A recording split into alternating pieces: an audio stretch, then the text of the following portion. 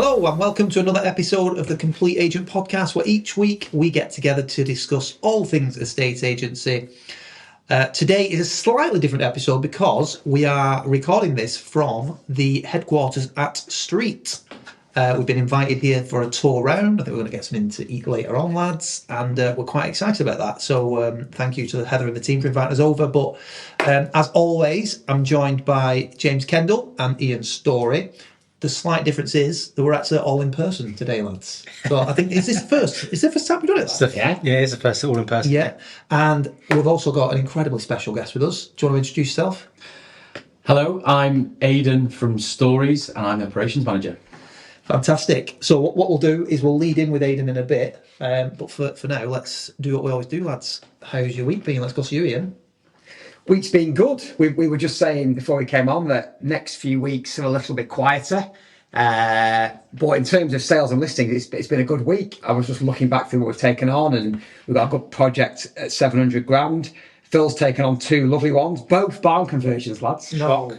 I know. Really surprised. One at 750, one at 650. And then a lovely little sort of gold dust property for us at 350 grand, new build, 4 beds, a little new build, which is a cracker, I think, should sell quite quickly. And then sort of 2 or 3 good sales as well. The market above $1 million remains tougher, harder to agree stuff. I thought we sold one at 1.5 last weekend, then the guy sort of drifted a bit and he's viewing other properties. We've got some really good launches coming on the market today. We put all of our new listings on a Wednesday night. And we've got another good selection of properties coming on the market. I was just speaking to one of the clients earlier on that's coming on. The data says it's 950 to $1 million. So I said offers over $1 million because it was on at 1.25 up until recently with another agent, and we've got a really good reduction on it. But the guy just doesn't want to come on at $1 million. He wants to go on at $1.05 million. So I try to talk the methodology around, but I just can't seem to get anywhere with it. But it's still a nice listing, really nice, desirable postcode near Chester. So it's all good from my end, and really good to be together. I know we've done this before in the same hotel, but we weren't in the same room, were we? Thank God. Oh my God. JK. Edits are plenty. Really good week for me. Got a really good deal done on a place at 1.4. Can't remember if I mentioned that last week. Had back-to-back viewings on another place at the weekend, which was, again, offers over 485, and we've done a deal at way over 5 now. So that's a really good sale, really good fee. It's nice, again, as a business now. I think I said to you earlier on, as a business, we're averaging way over 10 grand as an average fee now, which is a really nice position to be in. It's always been me personally over 12 to 13 grand myself, but having us as a business now at 10k has been transformational, really. That's the key, mate, is having your team doing the same thing. We also have next to the toilets in Street HQ, so you might want to hear the hands right in the background. For clarification, we're not in the toilet. Someone's hoovering. Yeah. That was someone's getting a hairdryer treatment. No, you definitely can't hear it, but we've just drawn attention to it. Yeah. I'll just put some sound effects in there now anyway, just in case, just for bands. Yeah. Obviously, coming to the latter end of the year, listings have been down a little bit, and vowels have been down a little bit for us this last week. But, still 3 or 4 at the mid-range, a couple of offers on, ironically, to kind of go against what you just said in terms of stuff over $1 million. We've wrapped stuff, we're getting interest on stuff over $1 million now, which is interesting. Just about to wrap one up, 1.25. I think it comes down to the price, doesn't it? We've got interest. Always. Apart from one above $1 million, we've got viewings on everything above $1 million, but there aren't that many sales. And the ones that are it's the oldest thing in the book, isn't it? The ones that are keenly priced that are selling above $1 million. So there's buyers above $1 million. 100%. It's just if the price is a little bit out, they're not biting. I think the sellers as well need to be realistic. Yeah. Prices in the current market, because I think a lot of sellers are still, thinking the house is 5 or 10% above maybe where it should be. Yeah. And as you just said then, pricing to entice, get people. I mean, for example, just really quickly going back to that one that we launched last week, and to quote you, Dave, like taking them out of their comfort zone and listing at less than 5. They wanted to get are in and around 5, maybe 5.10. Dreamland would have been 5.20, 5.30, which is really where we landed. But it's just really interesting to see that in practice, and it's a really good case study now for anything else that we go out to and say, look, this launched at this is what we sold it for, this is how many days it took, and these are all the offers that we got. And it's all about taking the eyeballs off the other competing homes and putting them on yours. Yeah. But that's my week. David Warburton. It's been a busy week, lads. I've been very busy. Shock. Yeah. It's been a really good week actually. One particular house that we've sold was Hazel Hall Farm, which has been on for... So it's not been on that long actually. For the price point it's at, I think it came on at 1.3. We just had a deal put it at 1.175, which is really nice. And they needed to find something. They'd not found anything. And I just said to the owners, I said, look, I've got a bit of a curveball for you. I've got a house that's been on the market for probably 6 months. And it's got an awkward license agreement for the garden. So you don't officially own your garden. And it's on this annual license agreement. So it's put a lot of people off. And it's grade 2 listing. I said, it's a bit of a curveball for what you're describing. You go and live in Lanzarote, you need a lock up and leave. It's the size is right for you. Go and have a look at it, see what you think. And they've been offered on it, and I've sold it this week. So proper estate agency. Yeah, old-fashioned estate. Look at this now. You should have. I know. So that came about really nicely. So that was a really good deal. That I was very, very happy with. But overall, September for me has been our busiest month of the year. I went to 42 valuations. Wow. On my own, lads. I don't have help. Remember that. There's a hero. 42 valuations, done loads of instructions. But the good thing is we've just got loads in the pipeline now as well, because there's lots of good valuations there, lots of good sales. So overall, lads, it's been pretty good. Yeah. Do you know what I would say? I was just going to say. What I will say first. Yeah. I'm not finished. No. I was going to say carry on. So let me finish, okay? So what I would say is that looking ahead, it is quieter. So next week is still quite busy. The week after that, then it's starting to get quieter. So we're doing a lot of planning at the moment. I think we'll probably get into a bit of that today anyway. Yeah. So why don't you say something? No, I was just going to say that I think all your points are always valid. It was great to hear what you got to say. It's a great story, wasn't A it? really good story. Is that it? That was all, yeah. No, it wasn't. I was going to say I forgot one negative thing that happened to us last week, which is that we had a 30 grand fall on Monday. Oh. So this week we were meant to have nearly 30 grand fees exchange. One exchange today hasn't paid, and the other one was meant to exchange this week, and they pulled out at the last minute. Cold fee was the excuse. What was that? The same week as exchange? Yeah. That's so frustrating. The owners just without going into too much detail, it's not good news. So that was not good. So it's not all roses, but you take them with the smooth. Yeah. In fact, I think I was talking to you about what deal I had last week. Not a deal, it was an instruction that was coming on. It's been on the market with another agent for 1.6. They've not had a sniff in 6 months. So they've rang me up, said, really like your marketing, everything, want you to come out and do a job on it. So yeah, brilliant. So I went out and had a look at it. And it was the one where I said, do you know what, I think for the type of market buyer that you're going to get for this, it's got like an Instagram type garden and all that sort of stuff, but it's got loads of land, and I think for the type of buyer, it's not going to be the land that interests them. I think they're going to love all this, but if they can retain some of the land, that'd be great.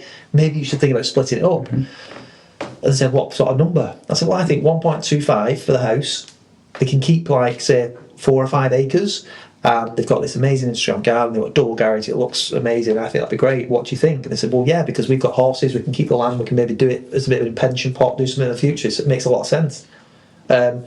He rings me and the week after, last week, he says, yeah, let's do it. I said, right, brilliant. Anyway, I ring him up and he says, you'll not believe it, Dave. No. Said, I've sold it to a guy in the village. 1.25 did exactly what you said. Oh, right. No. Oh, no. But I said, in 6 months, you've had nothing. And he gets this guy in, so I was absolutely gutted about that. So hopefully it goes through for them. Yeah. You know what we've had this week? We've had one. It was the one I wanted to mention that we got, which I think it's still coming on with us. It's a plot in a really desirable village nearby. It's nearly an acre garden. It's one of the only ones left in the village. It's like 1960s. It's knackered. It's an amazing plot. It's a cracker, and he'd had 2 offers on it in the 500s, and I said it's comfortably 700 all day long because it's probably 1.5 once you've built a new house on it. He's like, oh God, really? You think? I said, yeah, I'm confident with that.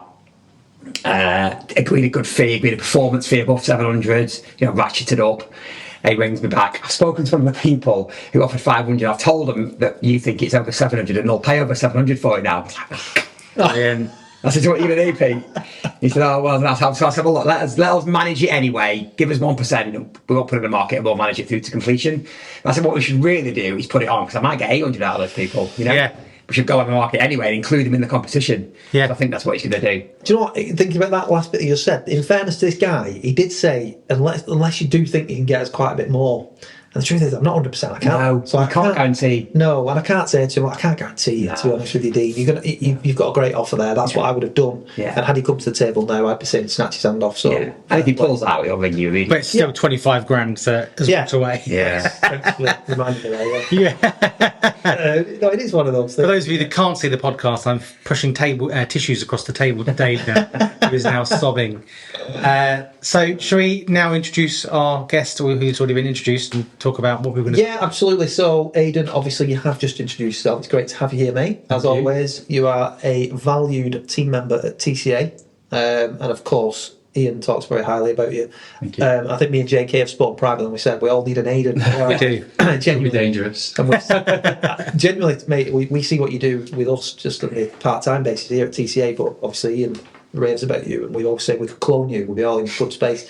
So I think what would be good, over the last few weeks and months, we've had people talking to us about structure. We talked a little bit about it last week. Who's the next hire and things like that. I think we recruited somebody a few years ago, and she's absolutely amazing. And she comes from a banking background, nothing to do with the estate agency, and she's just got a brilliant work ethic. She's extremely good and pleasant on the phone. Keen to learn, and you'd think she's been in a estate agent for 25 years. She's brilliant, and I think that the one thing that taught me back in the day was that I wouldn't say I would never recruit an estate agent again, because I would. There's plenty of brilliant estate agents out there, but it certainly taught me a lesson that you don't have to recruit from within your own industry to be successful.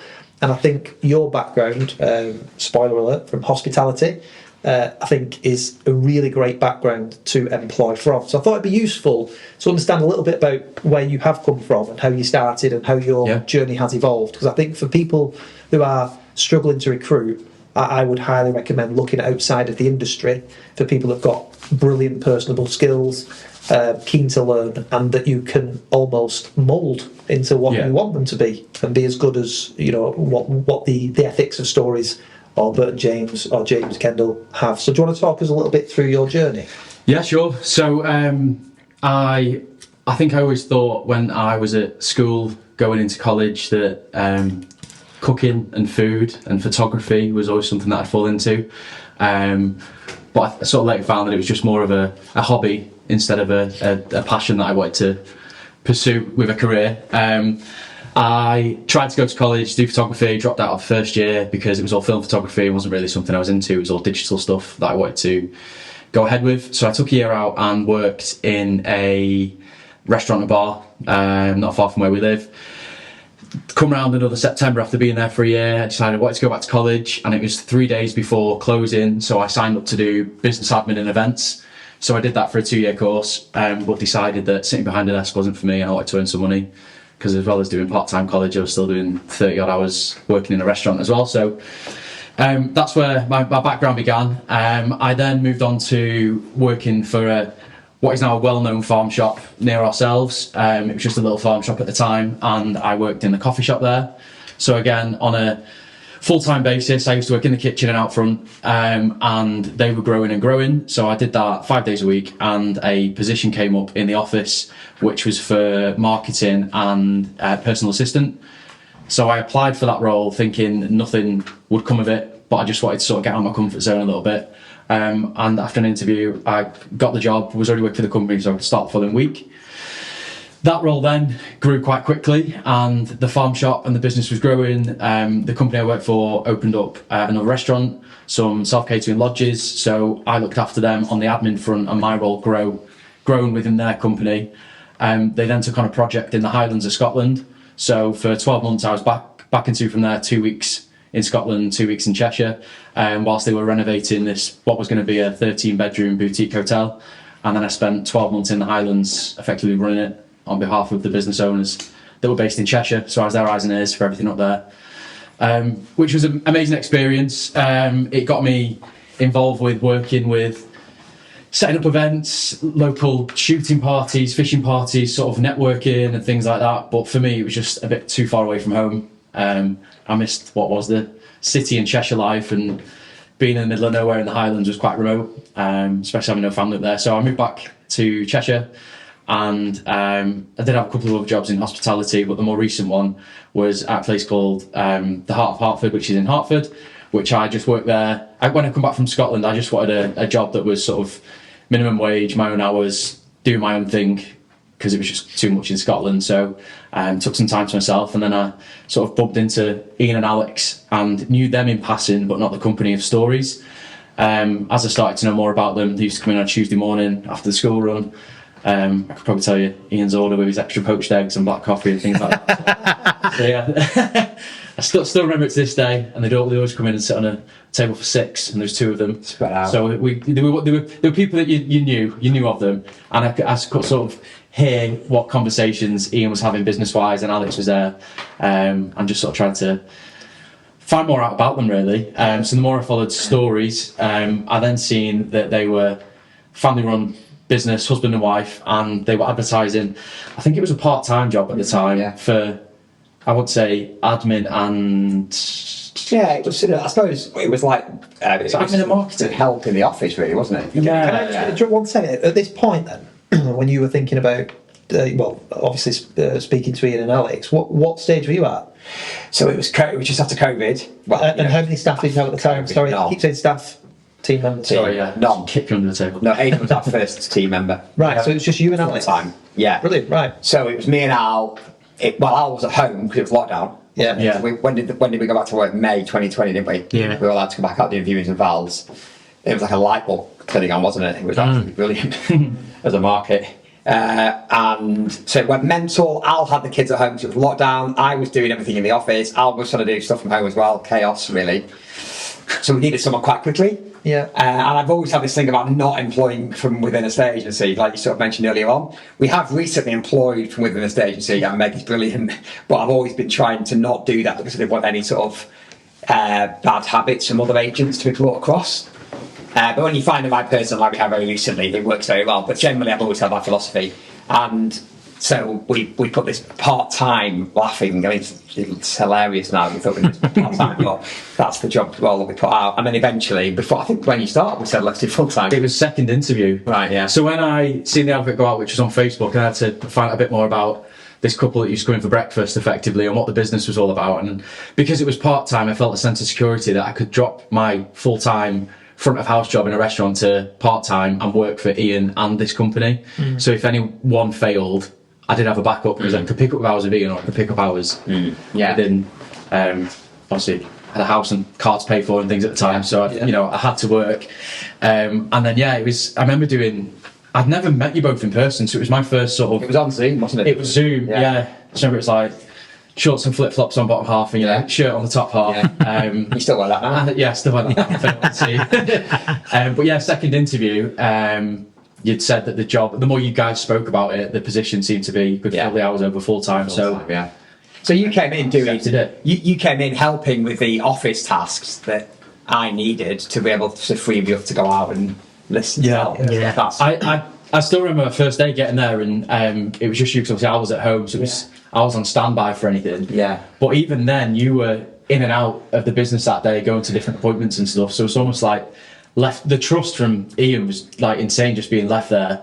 And I know a lot of it was doing research about the company because I still at this point knew nothing. So it was like learning all the foundations of how Ian and Alex do things, learning more about the Rightmove listings at the time. You gave me a shed loads of social posts to schedule, and I remember Ian being, you can't post enough. So I've done 10, I would do 10 more. So it was just like constantly, and I just remember just constantly posting on social media, and then picking up admin tasks. So I wasn't allowed to answer the phone for the first week. So that was one thing that you always drilled into me, because you wanted it to be the right way. And then I learned the system at the time we were on, which I know we're in Street HQ, but it was Dupix. So that was the system I had to learn quite quickly, really. And then it was all booking in the appointments, booking in marketing. As I say my role grew, but I think as the business got busier, I helped Ian on photo shoots. So You were really our first home stylist. yeah, learning from We didn't you. call it that then, did we? No, we'd turn up at the same time. You'd have a shoot at 10. Everyone would turn up at 10. Yeah. And you'd be Start the room as we're going. yeah. Yeah. I just remember Ian pulling everything out of rooms, and I was like, Yeah. wow, like this is. So it was like every day, and even now every day is a school day. But going into it all I was going into it blind because I had no idea what was going on. At that time, though, because your natural instinct, I guess, is being organised. Yeah. Were you looking at that then and going, "There's a better way than this"? A little bit, but I still didn't know what. I just thought that was how estate agents operate. Yeah, And that's the way of doing things. You do just turn up and get the job I done. think it would have been your idea at some point to say, why don't we go beforehand? I'm sure that Yeah. was your idea. That Yeah, we did then start to Nice. implement things, and it then wasn't Ian's time because I know, as agents running the business, your time is precious. So I could get there an hour before Yeah. and move things out and pop back, or I'd set up for the hour, then Ian would finish the shoot and Yeah. close down, sort of thing. So with no one in the office while we were doing no one in the office, Yeah. it was going back. And that's the beauty of no high street office. Yeah. For me, because you can do that. You Yeah. can leave and it doesn't matter. And I agree, yeah. it was all at the time a lot of more local appointments Yes. within a certain mile radius of the base. Yeah, and a couple of office. miles, wasn't it? Yeah. Yeah. And mid-range, wasn't it? Yeah, It you were wasn't. never far from the office. No, that's right. Yeah. And of course, everything like on your phone and things. So it was, a real eye opener. And then it wasn't long before we had to Recruit again. Yeah. So what did you say in the beginning then? You were a bit of a sponge, so you just took everything in. Yeah. And then after a while, and obviously we'll come on to that, you figured it all out in your brain, your operational brain, Yeah. and have now gone, right, things would run a lot better Yeah. if I went an hour before. Things would run a lot better Yeah. if we did this. Yeah, it was always looking at like the next step in the process of what can be changed to better the business or what needs to be wiped to sort of, save time and be more efficient for everyone's diary, for us and the client as well. So can I just ask a quick question then, just while it's at the top of my mind? So coming from your hospitality background and kind of Yeah. operationally there, and then obviously jumping into a estate agency and soaking all of that up, Yeah. would you say there's any synergies between the two businesses in terms of how they work? I'd say so in terms of the fast-paced nature.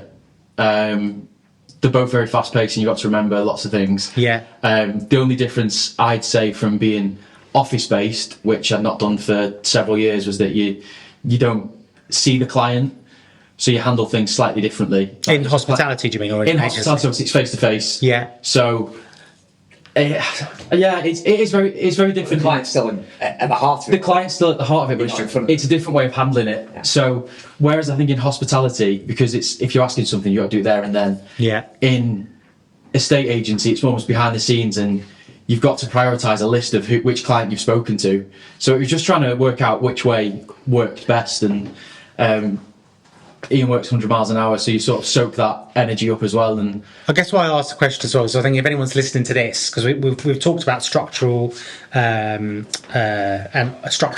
operational questions that we've had from members and people we've spoken Yeah. to, and I guess it's just if anyone's listening to this, if they're looking to hire someone, we kind of briefly touched on it earlier, not from a estate agency necessarily, where to look. You mentioned banking earlier.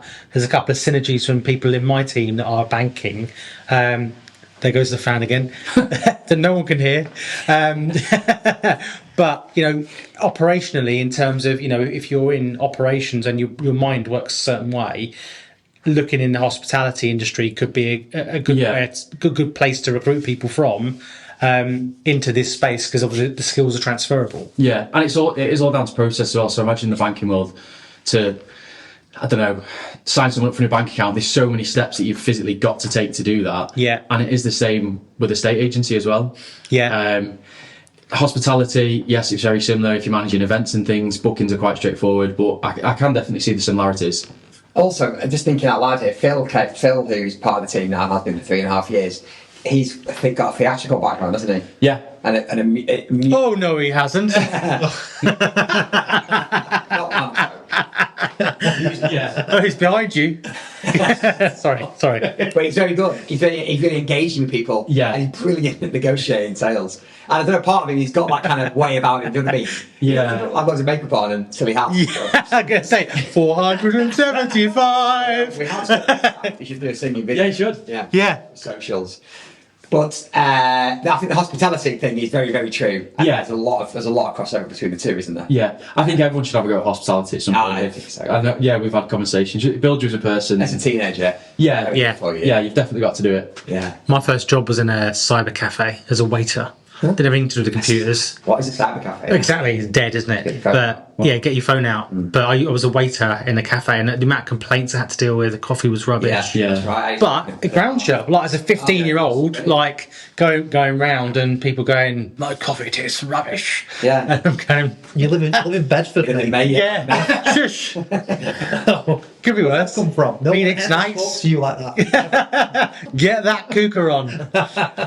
I think that the other thing to talk about with Aidan, I was talking about how things have developed, is that I think all the way through your the role you're in now is sort of you've slowly evolved into that role, haven't you? Yeah, Slowly, because of how fast we've grown. yeah. As the business has grown, and even now it's still changing. And I think because when we most recently recruited, probably the last 2 recruits, Eleanor and Meg, I fell back into their roles whilst being operations manager. So I'm probably now in a place where now we've set up our new CRM. I'm in a place where we can now start working and looking at the business as a bigger picture. Where's our new CRM? It's called Street. Listening. Ding! Yeah, so for me, it feels like we've only very recently found our feet with the team. Yeah. We've always had great people. Yeah, we have. We've only really found our feet now. Yeah. And that's about to free you up, isn't it? Yeah, For definitely. the last 6 months, you've been putting Street in place. Yeah. 4 months. Yeah, So, yeah. so can I just go back to you then, Ian? Like, so when you obviously hired A, what was the first thing you noticed about when you took him on? What did he take off you, enable you to do booking more? appointments and booking files, feedback. Okay, and so he didn't initially come to you as operations, did he? No. He was coming in terms of admin, general day to day. So I think the first hire for a lot of people, and we've had this conversation with some of our members that have been looking to expand and just need more time.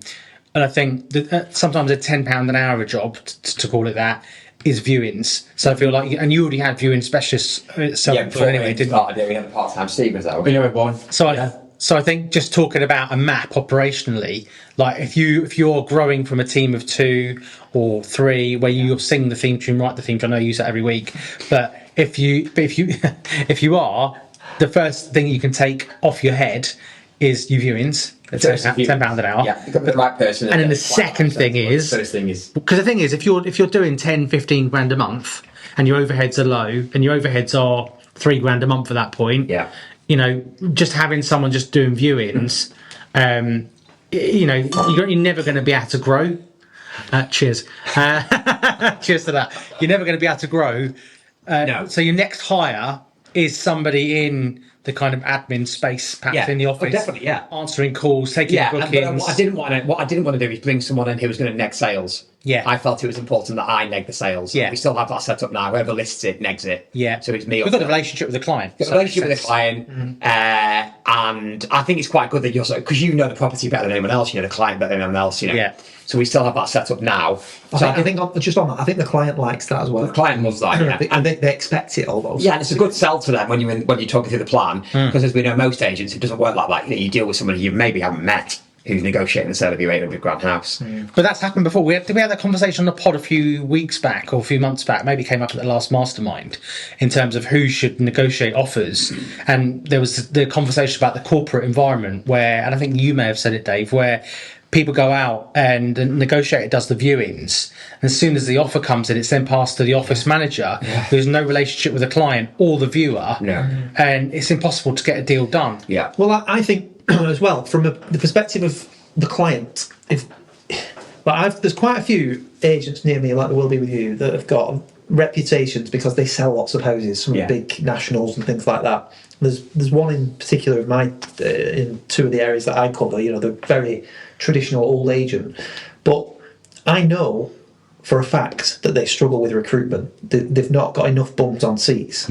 So their recruitment policy, like it was when I used to work in corporate estate agency, was to get somebody in quick, and they weren't always the right bums on seats. And sometimes the measure that clients will use is, well, they're listing lots of houses, and selling houses. They must be the people to go to. They're safe. Yeah, exactly. But what they won't look at is the recruitment troubles they have. And when I ask that question sometimes to a client in the house, who would you prefer handling your biggest tax-free asset? A junior member of staff who's got little experience, or me? If the answer is the junior member of staff, I'll leave. And please We've got the same dog. Yeah, please don't say the junior member of staff. But I've got 19 years in estate agency and 10 years in business myself. I joined a complete agent because we wanted to improve what we were doing and to increase our fees. And already within the 3 to 4 months we've been in the group, we have pretty much doubled our fees. So our income moving.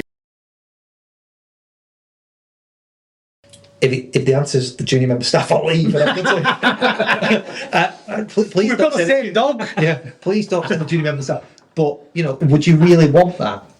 Because that's ultimately what happens. I don't want to slag off the competition as such. No. You've got to make sure that whoever you choose is going to be negotiating your biggest tax-free asset, particularly at the higher end of the market. Because I think I've used the phrase before, but you deal with a lot of order takers, and order takers are, hi, I'd like to make an offer.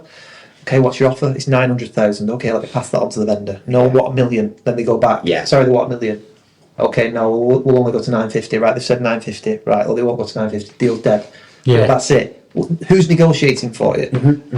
So I think just it's sort of a sidestep, really, but I think that's one thing in the closing stages. We briefly, before we came on air here, it's not something for the topic today, but to try and close people sometimes, that kind of analogy, putting that thought in the vendor's head is very, very important. Yeah. So again, but going back to the recruitment side of it, having the right people, it is about getting the right bums on seats. But I think you've had the perfect grounding. Yeah. Being almost thrown in at the deep end, doing a bit of everything. Yeah. That's unusual, I think. Because if I was going out now, like if heaven forbid Aidan, moved on at some point, then, and I was trying to find an operations manager, then I'd probably just, from recruiting an operations manager, it would be unlikely that they would have the experience and the grounding that Aidan's had in this agency. Yeah. Because they'd be an ops manager somewhere else. Probably not in this agency. So But what is an ops? The thing is, a lot of people don't know what an ops manager I is. was just going to say that. So we've not really discussed exactly what it is. I mean, your background's great and everything. So what? Yeah. You've now come from being all things to all people a bit, and looking after Ian essentially. Yeah. And then, so what do you? How do you see your role now? Well, still that on certain levels and making sure everyone is looked after. Sort of overseeing the team on a day-to-day basis, but basically any sort of implementation of new processes, systems, tasks that need to happen, make sure the team are up to speed. If I know anything, they know it. And I think just basically the helicopter view of the business, isn't it? And it's just nice to have that person who's in, because Aidan's in the office more than I am. Yeah. So the team can speak to Aidan face to face much more than they can me. So to have someone in your business like that you really trust, who's overseeing things, and that the team trust and look up to is really good. Otherwise, it would be me, and I wouldn't be as free as I am to go and list and sell. Yeah, I think Yeah. is it Royston? We always say is the balcony. Yeah. Because that's something I struggle with sometimes. You're so consumed in the business day to day. And for me, it's great because I trust Aidan. I bounce things off Aid. I can really bounce ideas off him, and I know that I'm going to get that honest response back, and he understands the business. And somebody needs to have that. I mean, if it's going to be time out of the business, when you're as busy as I am, lads, I am very busy. Yeah. It's hard sometimes to take yourself away and have that time on your own to then look and say, right, this is what we need, because you're just consumed in it. Yeah. But if you continue down that path, there will come a point where you go, oh shit, where are our listings? Where are our sales? Yeah. And then estate agency works in the sense that you need listings to sell houses and you need time to go through I think Aidan's role, his official role is operations manager, but it is office manager as well, isn't it? yeah, Kind of I'd say manager and probably a slight caveat between the two, because if it's anything sales led, that it would feed, as a business owner, it would feed from you to say we need to push on valuations. example. Well, that Okay. we've only booked 3 valuations this week. The team will push some more. Then it would come down to me to make sure that happens. Yeah. It wouldn't necessarily be a direction from you to the team, No. because it would be as direct as that. Yeah, It needs me to filter it out and make sure that if it's Eleanor or Meg, right, you guys book 2, I'll book 2. Let's make it happen. He needs to make it happen, so we're going to do it. So on that, you've got targets that you'll set at the start of the year. Yeah. Are these targets regularly reviewed? not as regularly as it should be. No, which is part of what we're going to move on to with Aidan now in the business, because whilst Aidan's been firefighting quite a lot and he's then implemented Street, now what he should really now get into his role of operations. Because we want to have clear systems and processes throughout the business that we can train the team off the back of, that'll hold people accountable. And then as part of that as well, and also by using Street, which is brilliant for looking at your data very quickly, isn't it? We can have much clearer targets, and much clearer reviews of those targets. And that's what Aid will be. That's one of Aid's roles will be, isn't it? We've got, see that. This, podcast aside, we've got a planning day tomorrow, haven't we? We have. The two of us, Alex and Michelle, so we're getting together offside to talk figures and for next year. For next year, where we can improve the business and what needs to happen. From what we've learned so far this year, and how it's changed. It's good as well. I mean, I used to be when I used to be in corporate, I learned how to do amazing spreadsheets because my area director was just obsessed with everything, every minute detail. But it was a great grounding for me as well. And I brought that into our business early on, and then it's so difficult to keep on top of it. One thing that Street does actually give you is that you can set goals. You can set up your widgets on your dashboard and it shows you exactly where your business is up to. But you can also set the goals so that you can have branch targets for the team and there every day as a visual. So I think that's going to be really important. And again, as an ops person, you can drive that. Really drive that result. Because if you're not working to a target, then it's very easily to steer off track. And when you're busy. And this is what I was talking about before with that balcony view analogy. If you've not got someone doing it like that, it's so easy to steer off track. And before you know it, you could be 5, 6, 7 weeks down and you've got shit. Also, it depends what kind of person you are, doesn't it? Like, am I a right brain person? I think I am. Which is like left is more like analytical. Right, so that's not massively me. No. I like to know the data where we're up to, but I'm not that kind of person that's going to implement it, whereas Aid is more that kind of person. So it depends on what sort of person you are, as well as who you are. So what would you say, so talking about operationally, systems and processes then, why are they so important? The day-to-day running the business, I think there's a lot of times with the team, and as the team grows, where it used to be me, Ian and Phil, and now and we all knew you all knew exactly where, because we'd be in the same rooms, like smaller than this, you'd hear phone calls and things, but as the team grows and things happen off-site, Ian's doing appointments, Phil is, the team, just an example, if it's Eleanor, if I'm there, you'll get asked the question of where do I find this or how do I do that, whereas if you've got process for everything within the business, they've got to go to. Not saying I'm going to turn around and go, I'm not going to show you. I'll show you the ops manual. What we're going to do next year is monthly training with the team. Every single month we're going to do a day of training in different area of the business. The plan is to train off the processes and the systems. So we can write them down as we grow. When we bring new people in, we can give people a Storeys handbook. This is how the business is run, and then people are held more accountable. And it will literally be every task that is possible within the business. So even little things of, I don't know, what do you do in case it's a fire? You've got exactly, you've read through that and everyone's signed off, aren't they, of where that's up to, or it could be, how to book evaluation in the diary. So it's just the different things of, if someone's off or someone in that role, how to book a marketing appointment, they take up so much time, and if that one person that does it isn't in, it all goes to shit. It does. It's things like, I was just saying yesterday, we've missed putting up a couple of coming soon boards. My idea on the pod, wasn't it? All the agents are now copying. Was that your idea? Let's rewind to episode 25. And it definitely was. Was it? I think we should listen back to that. I think we should. Whose idea do you think it was? I thought it was mine. No. Was it? Don't think it was. I'm pretty sure it was. Was it? Yeah, I'm pretty sure it was. Anyway, I'll take one for the team. He implemented it. Anyway, we've missed it on a couple of properties. So what it needs to be is the process written down, doesn't it? Have you done this? Have you done this? There's a checklist for every single thing that we're doing. For why? Don't get missed. Because you want consistency across everything that you do. And what else? Why else is that important? Why else is it important to be consistent? No. Why else is it important to have all the processes down and processes in place? Because it holds people accountable. Yeah. Why? Is there another reason? Well, no. I was just thinking because, again, just talking to agents. So do you think, James? I will. Do you want some? Just go outside. My idea, this is. I think it was Ian's idea. If we're going to drag this out, we are going to drag it out. I think it was because you implemented the boards. Well, let's be honest, it's probably my idea, but you two implemented it.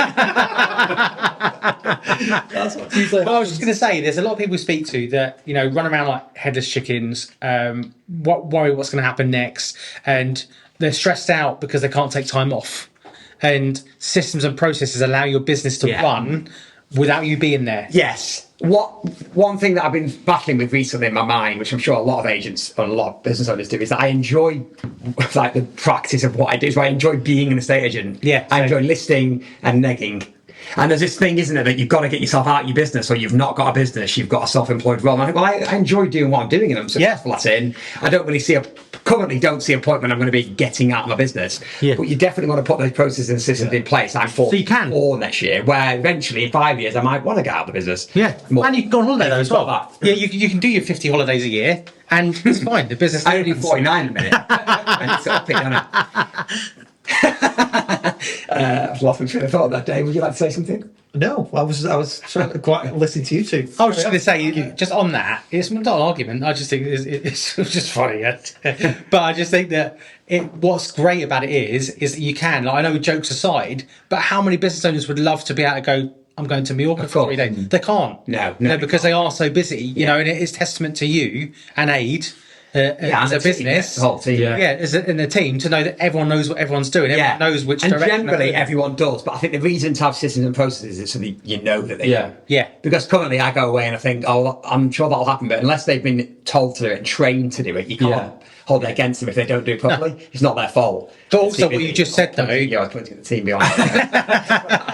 I think what I've done. But just on that as well, you know, you can have a business that is valuable later on as well. Yes, much more valuable business if you're not in it. Because it's, you know, the processes are there, but, you know, people you do need to be able to have some sort of structure in your business, you know, and, you know, regardless of whether you're a team of 2, whether you're a team of, a team of 10, I would argue that you need processes written down. Whereas you said earlier, Aid, if you're in the same room and everyone's working with each other every day, everyone knows what everyone's doing. And if they don't, you got a problem. Yeah. You know, people need to be sat down and, you know, they need to know that if this happens, that happens. Or, you know, if you're a team member down, somebody else picks up the slack. I think it can also help to improve productivity as well. I think everyone knows exactly what they should be doing all the time. I think that's how you can try to increase productivity as well. And I think going back to what we're saying though, so people run out of time, don't they? They're so consumed in the business. They're either so busy that they're constantly doing vals and instructions, which is fantastic, but then they're not doing any of the systems and process and planning, and therefore when it does go quiet, it's kind of like, oh shit. Or they're not busy enough at all, and therefore constantly chasing the tail. I think that, I mean, listen, I need to do more of this, but I think it's really important to have some time every single week in your diary where you're doing nothing but looking at your numbers, understanding your numbers, where you're at, what sort of trajectory you're on. Because if you don't solve the problem early, then it could really hit you hard further down the line. Like that was drilled into me at a younger age when I first started at Your Move, and they always used to say they had weekly stats, monthly stats, and annual stats, and it was all on one spreadsheet. And it was really good to be able to see what your trends were. So you'd sometimes get a call from your area director saying you're behind on your instructions for the year. For the week. If you don't address that now, it's going to affect your month and then your year. Look at your yearly trajectory based on what you've done this week. And you'd click the tab for your annual plan, and you'd see that you're off track. So it'd be like, right, everybody stop what you're doing. We need 3 more instructions this week, or 3 more vowels. Where are those 3 vowels coming from? Yeah. So it stopped us straight away. Yeah. And it's so important. It was like, you know, I've just had my ass felt by the manager. We need to get on this, lads. Not lads. Team. We need to get on this team. That was a changing room then. Full on mentality. Come on, lads. No, so the team. But I was like saying, you know, it's true. It's like, if you look, with three valuations behind this week, if we don't address that, you know, we're converting at 50%. If we don't address that, next week we'll need 6 vowels, and the week after that we'll need 9 vowels. And the week after, and before you know it, you're behind. But what happens is, you'd be like saying, "Oh, I've not booked a vowel this week," and you've got too much going on. You're a busy fool. You get all the busy shit done that might be the stuff that you shouldn't be spending time on, and then go, right, oh crap, we forgot to book the 3 vowels that we needed to target this week. Yeah. So having that structure and having the targets in place is very, very important. And I would urge anybody now who's not doing anything like that to really take even just 3 or 4 hours a week out your diary. It doesn't have to be a full day. Just maybe 1 day a week. Maybe if you have to get up a little bit earlier, spend 2 or 3 hours with a coffee at your dining table. Look at the numbers. What do we need? And obviously, we're going to be doing that with the TCA members, aren't we, in December? Yeah. To show them what plan they should have in place. I'm a perfect example, though, of just talking about that, Dave. Like you're someone that is quite.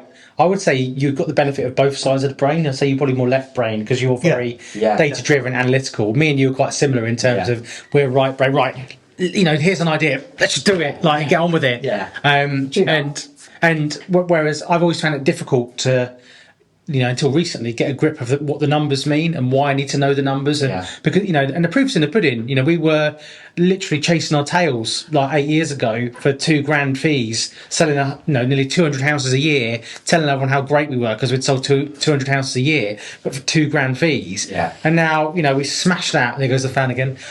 We smashed that on a yearly basis now, like doing not even half. We don't even need to do half the units of that. I mean, it's a quarter of the units there now, but. If you're listening to this and, there'll be a lot of people that are in a similar position because you are, as a small business owner, you are all things to all people, certainly in the beginning. And you alluded to it earlier.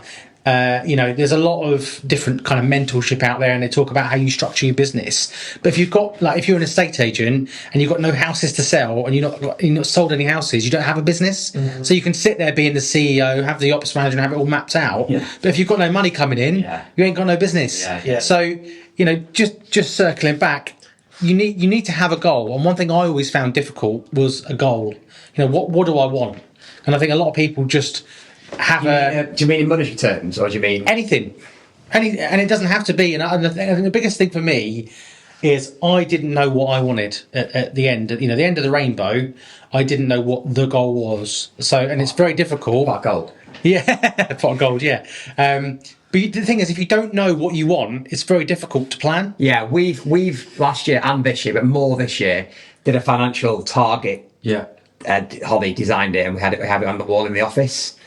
And that's something that we need to be better at moving forward next year. Is for, when we get an exchange, colouring it, we have a plan, we colour it in where we're up to with turnover. Yeah. And then the team's bonus is based on the turnover. So it's things like that I want to be better at as a business. We do it so ad hoc currently. We do. It's just not what I'll be up to. Should be every week, really. Yeah. To keep at the end of every week, it should be a Friday or Monday to set you up. Here's what I'm up to. And that's why Street does it instantly. Yeah. But that's another important part, the structure there. Every week. Hugely important. It should be done. It doesn't really get talked about enough, that, does it? No, it doesn't. No, I was just saying it's all down to structure. We talk about processes and the structure, but it's not only you've got quite a good weekly diary structure now, haven't you? It's taken a long time to get to that. And we've just started up our weekly meeting together, haven't we, on a Tuesday? Yeah. Monday, when we run through all the properties that are available, so we know we wouldn't really launch it, but we just picked up our Tuesday meetings again. Obviously, your little girl wasn't very well yesterday, was she? You were in the office, but that's unusual for you not to be in. Yeah. The team meeting was brilliant, all sat around the desk. We discussed anything that we do it away from screens. Say that again. Away from screens. Away from screens, with your heart set on your phone. Yeah, and that's really, really good for the team to have an open engage. Was monthly, but again, looking at processes, the monthly one was too late to share news or what happened this month. It's old news now. So if guys doing it weekly, we can talk about our wins, losses. We do some confessions and things as well. Just talk about what is happening this next 10 days. We're really trying to have a culture where you can say anything to anyone. Obviously not being rude, but where you can share anything that you think they've done wrong rather than it's festering. Yeah. I really want that. So I say to everyone, tell me exactly if I've done something wrong, please, tell me exactly what you think. Yeah. And you can do the same with all your team members, because you're about to openly discuss that. Yeah. Unless it's anything serious, obviously it needs to come to me, but day-to-day things that piss people off, raise it, tell us. We'll try and stop it. Yeah. And there's a few team members recently that have learned from that, haven't they, and implement things, and it's going really well. One thing I was going to say, which is a Michelle idea, just in terms of motivating your team to book vals, is Michelle had us work out how much booking evaluation is worth to the company. Yeah. So just booking the val, whether you get it or not. And this was last year, we worked out it was £3,000 value per val booked. Wow. Which is amazing. So we stuck it up on a poster, and we don't talk about that enough either, do we? No. That's something else you should be better at. So we stuck it up on the wall, £3,000 per valuation. Yeah. So just by booking that val, you're putting £3,000 into the company. Yeah. Which is really a great way of looking at it. It is. I think you can do the same exercise with letters. Yeah, you can. Really definitely. a letter. For every letter. Yeah, every letter. That's what's worth to the business. Yeah. Even that is part of the diary and the process. Is like you mentioned on the pod last week. You don't see them. No. You get the phone calls for the valves coming in. Yeah. But you don't see the non-letters. No. Yeah. Yes, we send out 5,500, but we know we can be doing more, which will implement that. Yeah. But then 5,500 just happen, and Ian and Phil effectively wait for the phone calls to come in, don't Yeah. we? But the team get giddy when they're going out. We all buzz off it because we know the chunk of the diary is about to fill up with valuations. Yeah. Yeah. Nice. Sort of unexpected. Yeah. I I think the key for everybody is like try and block out a bit of time. It really is, because if you don't, then you could be chasing your tail. Like I say, for me, the big thing is that your weeks become months, become quarters. You become annual. You're like, oh my god, It's October. yeah. Crazy. So I think the goal setting as well. I think what you were saying before, JK, is really important. Understand what you want to achieve personally, because if it is a life away from the business, you might structure it slightly different. If, like us at the moment, you love the hustle and being involved in it still day to day, and you can see yourself doing that for a long time, that's slightly different. But set personal goals. But then I think be also realistic with your goals as well. So if you're a brand new business, you're not going to set up and say, right, we'll do 30 valuations this month, because it's just probably not going to happen. But the goal, though, I think the goal, rather than being 30 valuations, I think that comes after. For me, I think a good place to start. If you're listening to this and you're thinking you've got no direction, you're not sure where you're going to go, a good place to start would be to think, well, what do I have to do to earn 10 grand a month net after I've paid all my bills? Exactly, and then that gives you an opportunity then to go, right, if I want to earn this after I've paid everyone and what I'm doing, then I need to, right, okay, in order to get that, these are my costs. This is what it's going to be, and work backwards. So that at the end of the year, that might be right, £487,000. Yeah. Right. Okay. Revenue. What do I convert at? Yeah. How many things? Because then all of a sudden, this is the thing we're going to go over with our TCA members at the next mastermind, and have maybe a sheet mapped out to see what that looks like. The great thing about it is that you can plug all that into the system, and work out the numbers, and then you can work backwards. So if that is 500 grand for argument's sake, you know that you need to work out I don't know, what's 500 divided by 12, Dave? 60 grand? Is that 60 grand? No, that's 720. We'll edit that bit out. Whatever it is. Okay. 48 grand. Is it 48? That's the great thing about a estate agency, isn't it? That you can take it down to how many vowels you need that week. Yeah. How many vowels do I need that week? What do you convert? I know that will give me X. Always. What's your fee? What's your fee? So based on your fee, you either need to convert more or put your fees up. Yeah, exactly. So speaking to people, again, potential members, I'm saying one of the questions I say is, what is your average fee at the moment? And people at 1% or under. Yeah. So if you double your fee, then it gets a lot easier. Yeah. Then and one of our members, actually, sorry, Dave, one of our members has actually, in the last 5 months of joining, doubled their fee. They have, Doubled their fee. So how transformational is that? That's it. Staggering. And I think once you've got the plan, you can refer back to it and see where you're light. So if you're light, like we've said, if you're light on instructions, you probably need to be booking more vowels. Or do you need to be converting better? So you might look back and go, right, we're converting at 35%. Yeah. Ideally, we need to be at 50%. What Why are we to not do? converting? Yeah, what will we be doing? Yeah. Yeah. Or is it just a case of, okay, well, we'll lose 3 instructions a month, but we'll put our fee up. Yeah. So have less work, but more money. Yeah. I sometimes think, could we be doing less valuations per week, and that would give us a higher conversion rate? Yeah. Because you got more time. Better quality as well. Quicker to get back to people. Yeah, maybe less vowels is better per week. Better quality. Higher revenue. But the thing is, I said this to the team as well, the other week. We booked a couple of vowels in, and they're not coming to the market for 2 years. No. And they're not, high-end homes, yes, I accept you get through the door, you can talk through market ready, and you're front of mind. But when it's a 300 grand semi or 400 grand detached house, that's a waste of time. Yeah. Give us a call in 2 years, mate. We've got loads more going on. If your diary is empty, fine. Different, yeah. But when you've got lots going on, prioritise what's going to make you money. Completely, yeah. And I say to the guys, you see something else that you could have as a training, you see off the back of processes, is you say to people, what's your timescale for putting the property on the market? Yeah. And Do you know what? I've just taken that in. Well, I'm not going to sell until next spring. So, well, we'll come and see you in November. Yeah. Yeah. We've Not tomorrow. No. We've just taken that on. Yeah. Good question. From you, what you said the That other was week. my idea, JK. It was. Just for the and it's really helped me in the early stages. Now it's really helped me. Yeah. Because if someone says, "Oh, not so for 3 to 6 months," yeah. then Not no, sure say it's good night in the office, you say. No, not all the time. I think the only caveat with that would be when you know they're booked off the back of a nom, because they were never selling anyway. They're the ones that you can anyway push back a little bit. Push back, but you only know later in the call. They don't ring and go, "Oh, I've had your letter." They tell you that at the very end. Yeah. So it's And just building that that's- rapport and relationship with them, isn't it? Yeah. I think what we've said is doing exactly that. Just find out the timescales, and if they're saying, probably the next 3 to 6 months, and we've got a really busy diary, you just need to make a call and say, right, no problem at all. Thanks for all the information. Do all the rapport building, but then say, what I want to do, I'm going to check the diary and I want to come back to you. Yeah. And then it can either be me doing a call if I'm around, or they can just go, they can message me and just say, we've got this valve coming. It's 3 to 6 months. Your diary's stacked out next week. So right, we'll just book it for a few weeks ahead. Just be transparent with them. I have valves in the diary now. Very end of October, that my diary's got valves in. End of October, early November. Yeah. And again, with the system on street, it's constantly reminding them they've got a valve coming up as well. Yeah. It's not like it's going to get forgotten. No. But I think it's nice to be transparent as well. Yeah. Say like, Dave's been really busy this next couple of weeks. He's got valuations booked in. He's got instructions as well. We're taking bookings for 3 weeks' time. Yeah. It actually sends a nice message out. Yeah, it does. Yeah.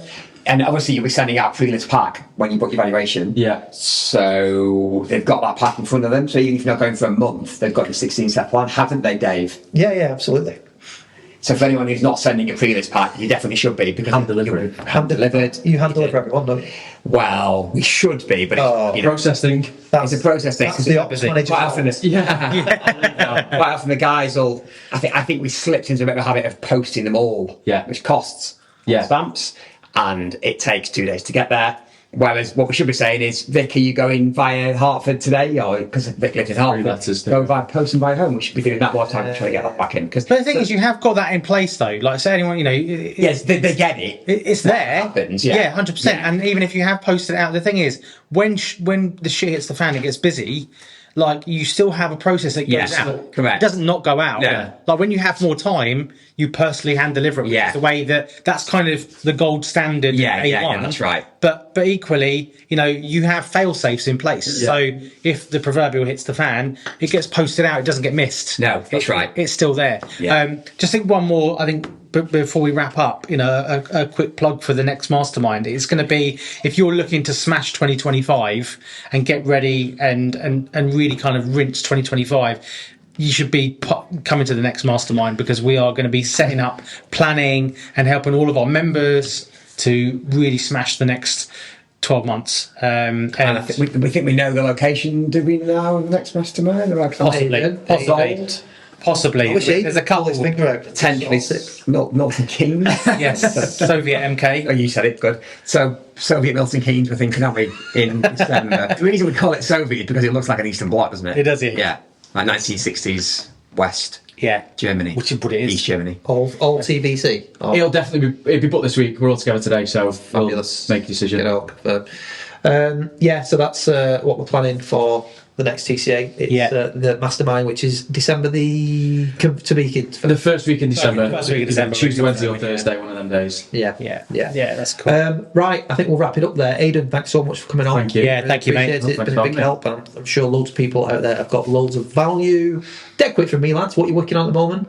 Dead quick. What are you walking on at the moment? Chinese. Yeah. I always like to provide value. The industry's changing week to week. What's your focus right now? One thing I'd just drop in is that we've got an agent near us who started copying what we do quite seriously. Yeah. And when you first see it, you're pissed off. Come on, I think that's well, it does piss you off a bit, because you think, well, you're just copying exactly what I'm doing, literally exactly what I'm doing. But what I've really noticed is with a lot of people where this happens, the other agents aren't consistent. That's correct. Yeah. So they do it a few times, but they don't do it across everything. And that would be my message to everyone. And I know we've said it before, but please, consistency. Just be consistent across everything you do. Be really good at everything that you do on every single property. Yeah. And you can't lose. Yes. Because 99% of people are not and will never be. No. So just be consistent on every single thing that you do on every single property for every single client, and you won't lose. You just won't lose. Yeah, love that. But also, I guess for me, I suppose is have the crap conversations with people. Yeah, and that's what's been transformational for a lot of people that I've spoken to.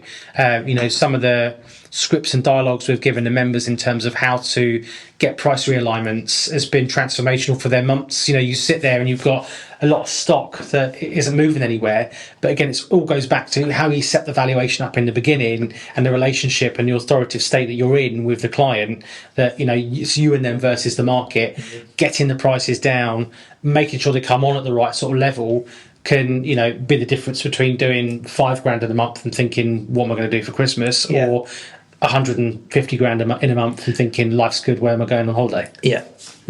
Dave? Yeah, just for me, I think obviously we're probably going to go into the quieter periods now. Sort of the last busy month is probably October, would you say? And maybe a little bit of November. Yeah. Our focus is going to be lead gen. It always is, to be fair, with the letters. We've got the Not on the Market letter due out in the next week. So those are going to be going out, 7,500 of those. We had a great result in Q3 last year. So I'm hoping for more of the same. And I think we're just prepping people now as well, speaking to people that are on the market with other agents as well that I might have been to or know of, and suggesting to them that they start seriously thinking about decision making, because if you get to December and you've still not sold, it's not the best time to be changing agents in December, but you might want to be looking at market ready, get your stuff done before your Christmas decorations go up and then launch between Christmas and New Year. So there's that sort of thing. But yeah, we're just planning and getting all the letters and lead gen out, and as JK's alluded to, lots of conversations and keeping in touch with vendors, because it will go a bit quieter. One thing that we're just off the back of that, one thing we're going to do is start to send more noms, more than Not on the Market letters, because we sent 5,500, but me and Abe have been discussing recently, and a while ago we stopped sending to numbers and only sent to named properties. Okay. Because where we are, there's a lot of properties that only have a name, not a number. We still sent 5,500, none of them have got a number. Yeah. But looking at it, there's loads with numbers. There's a lot of key roads, isn't there? Key roads that are not getting the letters. So we're going to... Honestly, if we had the capacity, you'd send double. I'd be sending double. Yeah. So we're going to increase what we send. The other thing we're going to focus on is having a good pipeline going into January. So going into January 2022... So going into January 2023, our pipeline had gone down because at the end of 22, everyone was cramming in, weren't they, to try and get things completed. And then, so we started January 2023 with not a very good pipeline. So I think it was probably over about 100 grand, something like that. Not a brilliant pipeline.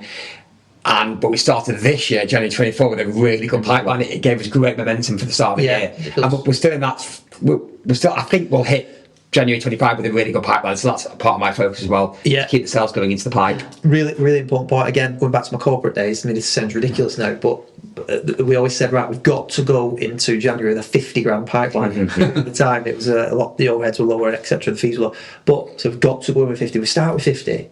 Yeah, the momentum will be great. Yeah, because you look at back then you were looking at 30% of your pipeline. Yeah. Plus your lettings add-on, plus your financial services. Yeah, 30% we were exchanging on back then. 30% of your pipeline, plus your lettings, plus your financial services. So it's like a 25 grand month we're looking at, but overheads like 15, something like that. So, and that was the target for the office, to try and do 100 grand a year.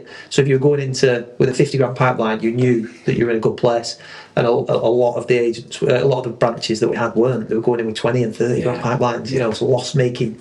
But it was accepted that you'd lose money in that first quarter, but then you'd recover it. Anyway, right, listen, lads, it's been a pleasure. Aidan, thanks once again for being, mate. Been really valuable, that. JK and Ian, as always, thanks very much. And for all you out there, thanks for listening. See ya. See you next week.